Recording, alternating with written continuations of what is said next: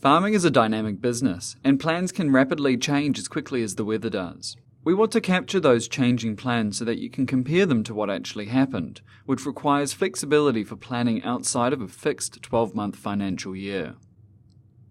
With our integration with Xero, Figured uses your actual finances as the opening position for your annual plan. From there, you'll enter all of your plan production inside of a tracker, and your other income and expenses in the planning grid. You can import your actual Xero data as a forecast, which is a quick way to get started with your plan.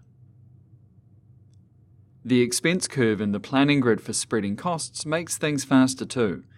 It looks at the months that money was spent last year, and then enters this year's values along the same spread. You'll build out your production plans inside of each crop season tracker, and that lets you add extra detail like quantities and distributions. You can enter this with as much detail as you'd like. When your plans are done, head to the planning grid and click Approve Plan. This makes your first snapshot, which is a moment-in-time copy of your plans. As your plans change throughout the year, edit your transactions in your trackers or change the values on the planning grid. Your snapshot will always have a copy of those old numbers. Take a new snapshot of your changes so that you can refer to them later in the year. You can have as many snapshots as you want.